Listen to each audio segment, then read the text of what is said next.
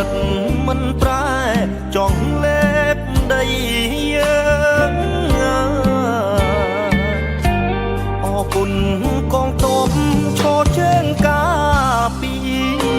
នៅតាមព្រំដែនទាំងយប់ទាំងថ្ងៃមិន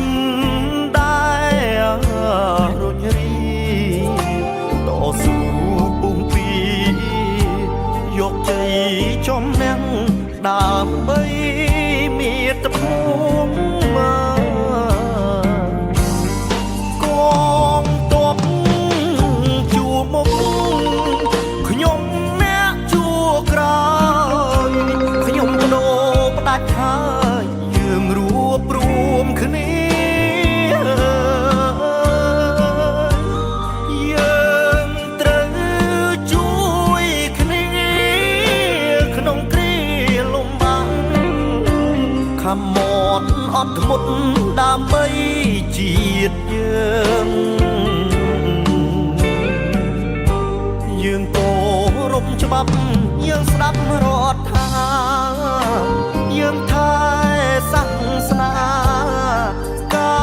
រពារដែនដី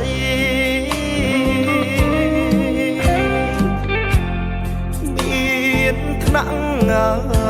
ដឹកនាំដ៏ល្អប្រពៃអត់ធ្មត់យកជ័យដើម្បីកម្ពុជា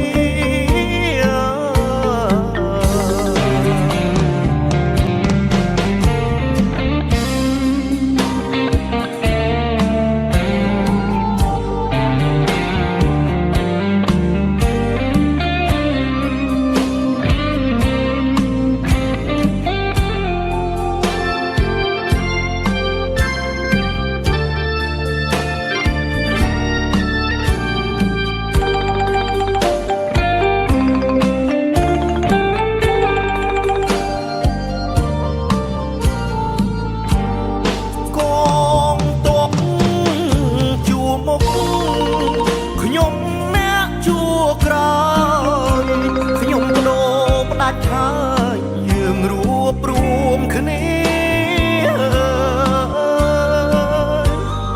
យើងត្រូវជួយគ្នាក្នុងគ្រាលំបាកខំមត់អត់ធ្មត់ដើម្បីជាតិយើង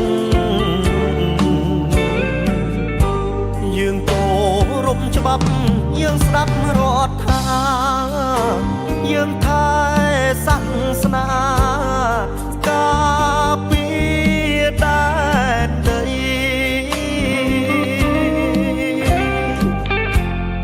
មានថ្នាក់ដឹកនាំដ៏ល្អប្រពៃអត់ធ្មត់យកជ័យដើម្បី